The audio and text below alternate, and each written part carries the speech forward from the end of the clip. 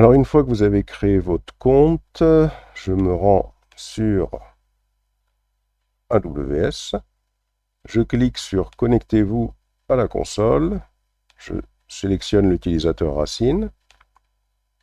Ici, je saisis mon adresse email. Et là, je vais saisir mon mot de passe.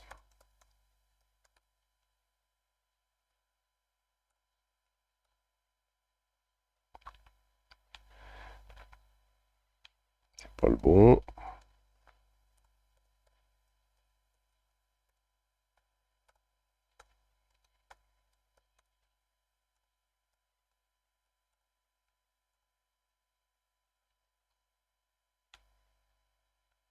Voilà.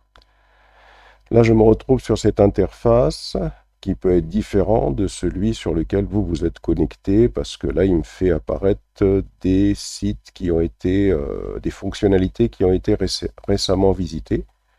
On peut ne rien avoir récemment visité, et donc on n'a pas ça. Donc, nous, ce qu'on va faire, on va créer ce qu'on appelle une instance C2. C'est un serveur virtuel sur Amazon. Vous avez tous la zone recherchée. Il suffit ici d'écrire EC2. Voilà, je clique sur EC2. C'est ce qui va me permettre de créer un serveur virtuel, comme je le ferais sur la VirtualBox. Et là, je vais cliquer sur Lancer une instance. Je clique sur Lancer une instance, ici. Cette instance, je vais lui donner un nom. Par exemple, je vais l'appeler Tomcat 1. Voilà. Ensuite, une fois que j'ai fait ça, il va me proposer un certain nombre de systèmes d'exploitation, donc de l'Amazon Linux ou de l'Ubuntu. Bah tiens, Ubuntu. Et ce qu'il faut voir ici, c'est que c'est éligible à l'offre gratuite. C'est marqué, hein. Ensuite, on va descendre un petit peu plus bas. L'instance qu'on va sélectionner, c'est l'instance T2.micro. Ça va être un système qui aura un cœur de CPU, 1 giga de mémoire. Bon, ce sera très bien. Voilà. Ensuite, ici, on va sélectionner une paire de clés SSH. Donc là, par exemple, je vais sélectionner une paire de clés ou je vais en créer une autre. Alors, la paire de clés, elle est importante. C'est ça qui va permettre de se connecter à l'instance. Je clique sur Créer une paire de clés. Le nom de la paire de clés, je vais l'appeler Mousse Tomcat, par exemple. Mousse Tomcat. Voilà. Je touche à rien, je clique sur Créer une paire de clés. Hop, on voit que la clé privée va être téléchargée ici, sur mon PC. Ensuite, je descends un petit peu plus bas. Il y a marqué ici groupe de sécurité. Ça va me permettre d'ouvrir un pare-feu sur le serveur pour pouvoir autoriser par exemple le trafic HTTPS depuis Internet, autoriser le trafic HTTP. Et je dois autoriser le trafic SSH également pour pouvoir me connecter à ma machine. Là, je vais laisser à partir de n'importe où, bon, sachant que si on veut sécuriser, il faudrait plutôt sélectionner mon IP à moi, c'est-à-dire que personne d'autre ne pourrait se connecter sur ce serveur pour y faire des opérations à part moi-même. Donc là, on va laisser comme ça, n'importe où, hein.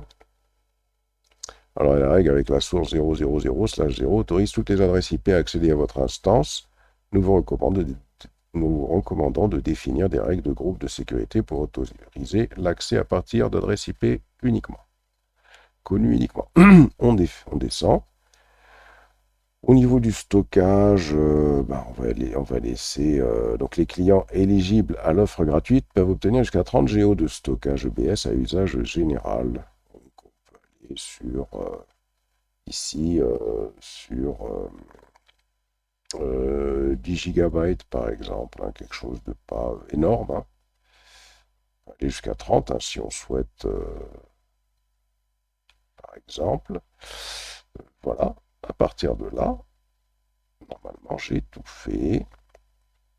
Et je vais pouvoir donc. Alors d'abord, Offre gratuite, la première année inclut 750 heures d'utilisation mensuelle des instances T2 micro ou T3 micro dans les régions où T2 micro n'est pas disponible, hein, sur les amis de l'offre gratuite. 30 Go de stockage EBS, 2 millions de input-output, 1 gigaoctet d'instantané et 100 Go de bande passante vers Internet. Donc voilà pour l'offre gratuite.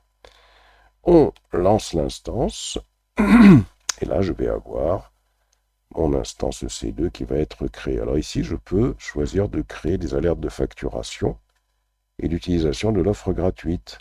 Par exemple, ici, on nous dit, hein, pour gérer les coûts et éviter les factures surprises, configurer des notifications par email pour la facturation et les seules utilisations de l'offre gratuite. Bon, nous, on arrêtera, hein, c'est tout. Hein.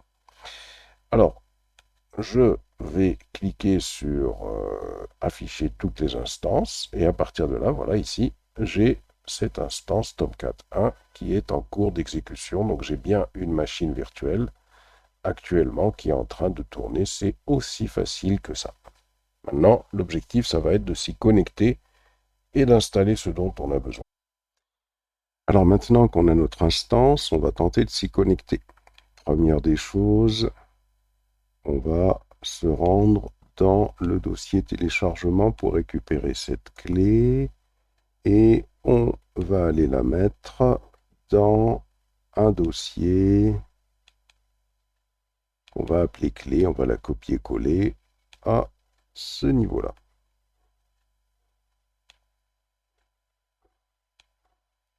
Voilà. Ensuite, alors, qu'est-ce qu'on nous dit de faire? Si je retourne sur ici, donc je vais cliquer ici déjà pour commencer. Et là, je clique sur se connecter. Ensuite, je vais cliquer sur client SSH. Alors là, on me dit, ouvrez un client SSH. Bon, on va faire ça sur la ligne de commande. Recherchez votre fichier de clé privée. La clé utilisée pour lancer cette instance est mousse.tomcat.pem. Alors, je l'ai appelé comme ça. Donc là, moi, je suis dans le dossier où j'ai la clé. Voilà, elle est là. Ensuite, on nous dit qu'il faut exécuter la commande chmod 400 mousse.tomcat.pem. Et ça, c'est une commande qui fonctionne que sous Linux. Si j'essaye de faire ça ici, chmod n'est pas reconnu. Donc si vous êtes sous Linux, ça va passer. Si vous n'êtes pas sous Linux, il faut trouver un équivalent. Donc pour ça, je vais aller sur Internet. Et sur Internet, on va saisir chmod 400 et window équivalent. On va tout simplement rechercher quelque chose. Chmod équivalent of chmod to change file permission. Qu'est-ce que j'ai ici? Alors, on me donne des instructions. Alors, on me dit works like a charm to change permission of folder for domain user, mais c'est 400 qu'il me faut. Donc, il faut vraiment rechercher le 400. C'est pas bon. Ah bah tiens, j'ai quelque chose ici. Cette permission of file équivalent to chmod 400 en window. Voilà, ça ici. Alors, cette permission of file est équivalente au chmod en window. Donc là, apparemment, on me donne quelque chose ici. Voilà, donc je vais récupérer tout ça. Je vais mettre ça dans un bloc-notes.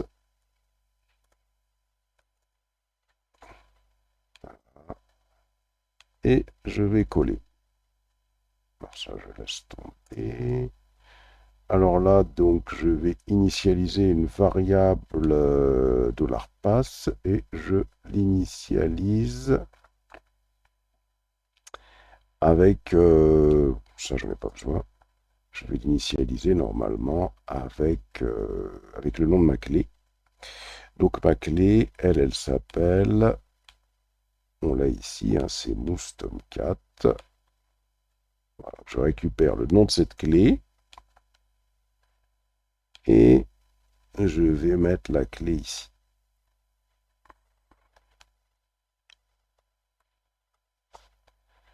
Donc là, j'ai la clé et il y a des instructions ici qui vont être appliquées à path pour appliquer pour affecter la permission 0400. Bon, on va essayer, on récupère tout ça, on colle, on valide. Voilà. Je fais un clear. Et une fois que j'ai fait ça, normalement, alors si je suis sur Linux, hein, je répète encore, il faut faire juste cette instruction-là sous Linux, mais sous Windows, on est parti chercher un équivalent. Et donc, pour se connecter à partir de notre machine, on va juste prendre ça. Et là, hop, je vais coller à ce niveau-là. Et je me retrouve sur la machine Ubuntu qui est sur AWS. Et là, pas de problème, je suis sur ma machine virtuelle. Il suffit de faire un ls. Alors, je vais faire un ls slash. Voilà. À partir de là, voilà, donc je vais avoir, donc si je fais un cd tilde, si je fais un pwd, voilà, bah je suis dans le dossier home de l'utilisateur Ubuntu. Et pas de problème, ici je vais pouvoir installer, alors on va voir, on va installer un certain nombre de choses. On va installer Java, tiens. Donc on me dit que pour installer Java, il faut faire ça. Alors je pense qu'il faut d'abord faire un sudo apt-get update. Voilà, donc je vais pouvoir installer Java, je vais pouvoir installer tout ce que je veux. Voilà, je vais pouvoir installer Java. Si je pense que je vais avoir besoin de Java, si je veux installer Docker, j'installe Docker. Je peux faire absolument tout ce que je souhaite faire sur cette machine. Hop. Voilà. Je vais installer Java. Donc ça s'installe sur la machine distante. Le serveur Tomcat pour l'installer. Alors, faire un Google. Installer. Alors déjà, on peut obtenir la version d'Ubuntu qu'on a, hein, version Linux. Pour vérifier la version de Linux, il faut une commande hein, pour savoir quelle est la version du système distant. Voilà, là, j'ai cette instruction-là.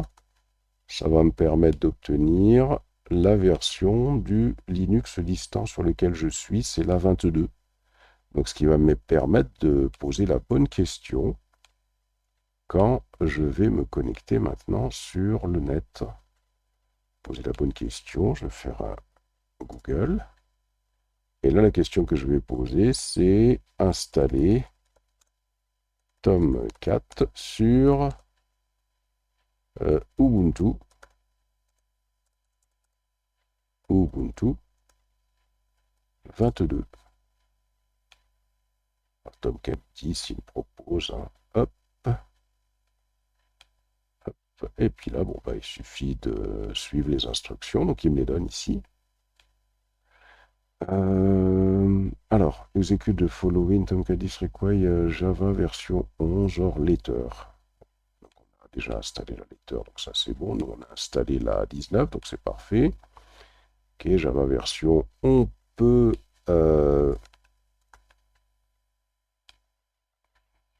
coller. Alors, on va voir ici, donc on recommence. Pour nous assurer de notre version de Java, je colle, on a bien la 19. Ensuite, ici, pour installer, pour pouvoir installer Tomcat, donc on nous demande de créer un user, donc je vais faire un copy. Voilà, donc je vais utiliser cette commande-là pour créer un user. Ensuite, il va falloir télécharger Tomcat. Donc, il y a d'abord une variable à initialiser avec un numéro de version. Et ensuite, hop, je récupère tout ça et je vais copier-coller. Alors, qu'est-ce qu'il me dit là? Il me dit qu'il n'a pas trouvé. Donc, apparemment, ça, c'est pas bon. Je vais peut-être rechercher auto-install. On va peut-être chercher le deuxième là. Des fois, je peux avoir une documentation qui n'est pas extraordinaire. Install Java, ça c'est fait. Ok. Et donc installer Tomcat. Voilà, donc on va essayer de récupérer directement. Sinon, il faudra aller chercher un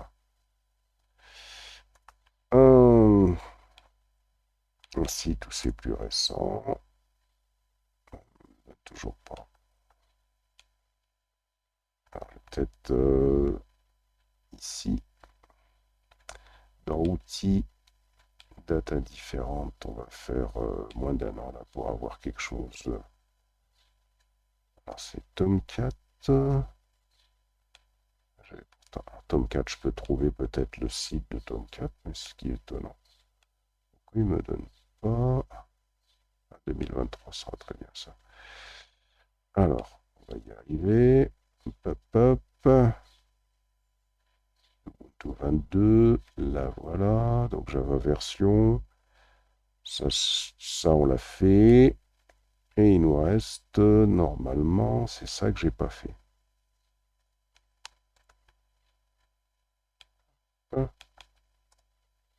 Voilà. Chercher pour trouver le bon site. Ensuite, je vais décompresser ici. Hop.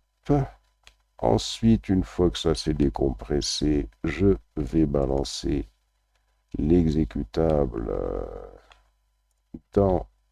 Ah, il faut faire un sudo. Voilà. Hop. Une fois que j'ai fait ça, je vais changer les autorisations sur le dossier où j'ai installé Tomcat. Un sudo encore. Dès qu'il dit que permission denied, il faut faire un sudo. Voilà. Et ensuite, je vais tout simplement lui donner la même chose. Donc sudo, je vais lui donner l'autorisation d'exécution à ce fichier. Ensuite, pour que Tomcat fonctionne en arrière-plan, je vais tout simplement définir un fichier qui va le lancer, toujours un sudo. Je vais définir avec sudo et je colle l'instruction un fichier dans lequel il va fonctionner en arrière-plan. Je descends et là, hop, je sélectionne tout ça et je colle toutes ces instructions. Je sauvegarde. Voilà. Et là, on va redémarrer le daemon systemd, c'est ce démon. Alors par contre, il faut un sudo encore ici. Sudo. Voilà. Il faut un sudo, sinon ça passe pas. Et enfin, je vais faire en sorte que Tomcat redémarre dès que je relancerai l'instance. Toujours un sudo. Voilà. Et enfin, je peux voir le statut de Tomcat. On devrait voir Tomcat en train de fonctionner. Ah, il n'a pas démarré. Pourquoi il n'a pas démarré? Peut-être il faut peut-être le démarrer. Peut-être je ne l'ai pas démarré, c'est possible. Ah oui, encore un sudo. Ah. Et là, je vais aller voir son statut. Alors, le statut, c'est toujours failed. Alors, pourquoi c'est failed? Ici, pourtant, chez eux, c'est actif. Voilà. Pourtant, j'ai bien fait le... On va essayer de l'activer ici, là. On va essayer de refaire cette instruction. sudo. Voilà. Et normalement,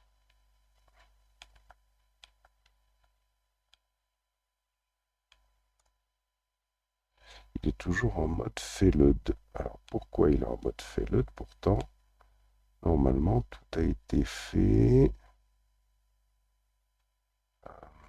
Hop, hop, hop. On a le système CTL. Ça, on a bien reloadé le système. Système D. Hein. Oui. Et là,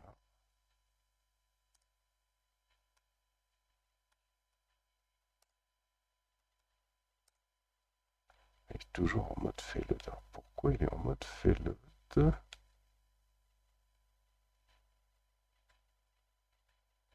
Est-ce que ici, là, peut-être. Essayer de réouvrir ce fichier pour s'assurer que rien n'a été oublié.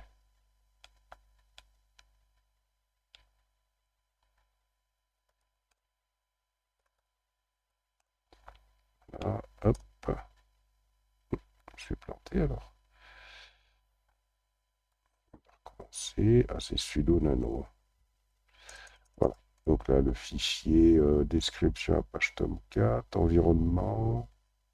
Ah ben voilà. C'est à cause d'ici. Parce que ici, dans la documentation, c'est Java 11. Alors que chez nous, c'est Java 19. Donc, alors déjà, ce qu'on va faire, on va récupérer ça. Ah, même pas le récupérer, on va juste aller voir. Hein. CD ls slash usr slash lib. Et alors, je ne sais plus c'était quoi l'instruction. Alors, je vais essayer de la revoir. Donc, c'était ça. Donc, il faut voir quel est le chemin vers notre version 19, nous. On va faire ls. Je vais coller. Et donc, nous, c'est plutôt ça. Voilà. Donc, nous, ce qu'on va faire, on sélectionne ça et on revient ici pour supprimer la 11 qu'il y a là.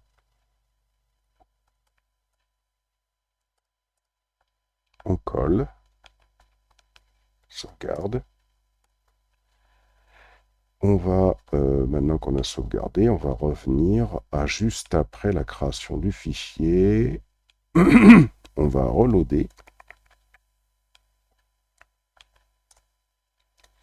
Toujours avec le sudo, bien sûr.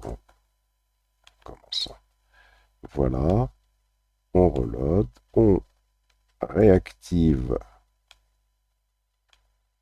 Tomcat avec un sudo, probablement. Ici. Hop. Et si maintenant je regarde le status, voilà, il est actif. Donc on a un Tomcat, CTRL-C ici, on a un Tomcat qui est actif. Alors pour voir si on peut y accéder à ce Tomcat, c'est tout simple, il suffit de venir ici. Sur notre instance, on va cliquer ici sur l'instance pour revenir à cette instance. Et là, on a l'adresse IP publique. Cette adresse IP publique, elle est ici. Alors, si je clique sur le petit symbole qu'il y a là, voilà. Alors pour l'instant, il me dit qu'il n'y a rien. Et il faudrait, alors pour le Tomcat, je pense que ça devait être le port 8080. 8080, est-ce qu'on y accède?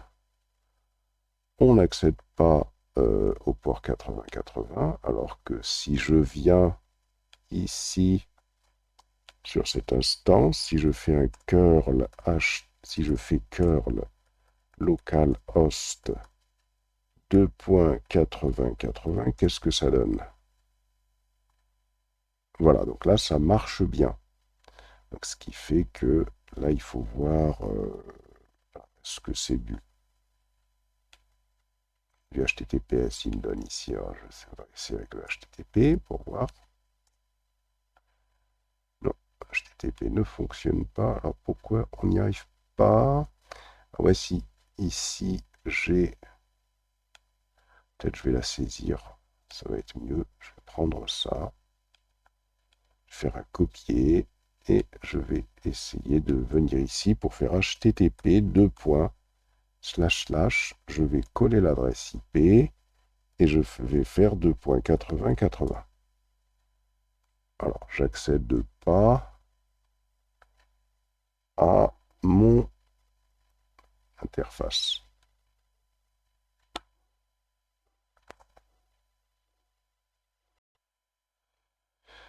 Donc, on voit qu'on n'y accède pas. Alors, très probablement, le port 8080 n'est pas ouvert. On va descendre un petit peu plus bas ici. On va aller sur sécurité. Et là, si on va sur sécurité, qu'est-ce qu'on voit? On voit que les ports qui sont ouverts, c'est le port 80, le port 22, le port 443, mais pas le port 80. Donc, il faut ouvrir ce port. Alors, pour ça, qu'est-ce qu'on va faire? On va aller dans Action ici. On va aller dans Sécurité. Et on va aller sur Modifier les groupes de sécurité. Et là, sur Modifier les groupes de sécurité, alors, revenir sur l'instance. Alors, je vais resélectionner cette instance. Je la resélectionne. Je sélectionne cette instance. Et ici, je clique sur Sécurité. Voilà. Donc là, Sécurité, c'est comme un pare-feu. Je reviens sur Sécurité. Donc, je vais sélectionner carrément ce groupe de sécurité. Je clique sur ce groupe de sécurité. Et là, je vais cliquer sur Action et je vais faire Modifier les règles entrantes. C'est-à-dire, je vais demander à autoriser qu'il y a un HTTP qui puisse accéder au port 80-80. Donc, je vais ajouter une règle, TCP personnalisé. Ça doit se faire sur le port 80-80. Et ici, je vais mettre à partir de n'importe où. Je vais autoriser que les requêtes HTTP proviennent de n'importe où. Je clique sur Enregistrer les règles. Voilà. Et là, cette fois-ci, si je reviens, alors je vais cliquer sur tableau de bord EC2, je vais cliquer sur instance en cours d'exécution, je vais cliquer sur cette instance et je vais cliquer sur adresse ouverte, comme tout à l'heure. Ce qu'il y a derrière, je vais rajouter, alors attention, là c'est de l'HTTP, hein, donc ça va peut-être pas passer, il va falloir faire, c'est de l'HTTPS, hein, donc si je fais ça, ça marche pas parce qu'il faut bien que je change du HTTP, hein, c'est ce que j'ai configuré, moi normalement c'est du HTTP, voilà. Voilà, pourquoi du HTTP? Parce qu'il faudrait sécuriser notre serveur Apache, hein. Voilà, donc là, on a bien installé notre serveur Apache, on a une adresse IP qui est là. On a également, donc, on va y arriver, on a donc installé notre serveur Tomcat sur notre instance EC2. Et là, on peut installer, si on le souhaite, une autre instance EC2. Et cette autre instance EC2, elle supporterait le serveur MySQL ou le serveur Postgre. Comme je pourrais installer MySQL ou le serveur Postgre sur la même machine que celle-ci. Alors, si je souhaitais installer MySQL, par exemple, sur ce serveur-là, pour tout regrouper sur le même serveur, il suffirait de venir ici, hein, et de rechercher comment installer MySQL. Donc, je vais sur Google ici, hein. Google, hop.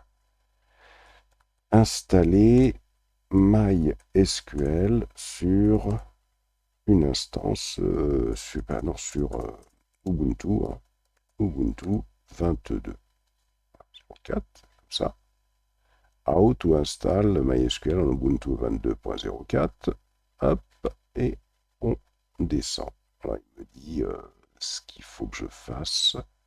Donc, directement, cette instruction sudo apt install mysql-serveur, underscore serveur, j'y vais, voilà, hop, je valide. Une fois que j'ai fait ça, je peux revenir sur notre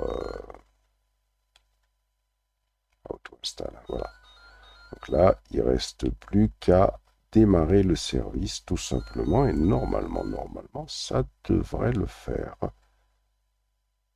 niveau de la configuration, je reviens ici. Voilà. Et là, donc, je démarre le service MySQL. Alors, voyons si MySQL est installé. MySQL-U root, -P. Alors, sans mot de passe. Donc, apparemment, il a un mot de passe qui est configuré. Alors, configurer MySQL.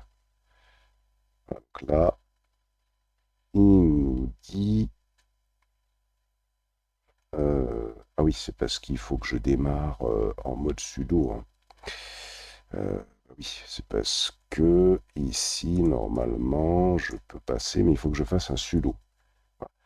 Et voilà, donc j'ai bien le serveur MySQL qui est installé sur ma machine. Voilà, donc j'ai installé Tomcat et MySQL, donc ce qui signifie que je peux installer une application qui fonctionnerait sur Tomcat pour qu'elle communique avec un serveur MySQL. Comme je pourrais également installer Docker, exactement comme on a appris à faire pour installer Docker. Ça, on peut l'installer sur une seconde instance, par exemple. Je peux, ou alors je pourrais installer MySQL sur un autre serveur et faire en sorte que l'application qui fonctionnerait sur ce serveur Tomcat communiquerait avec le serveur MySQL.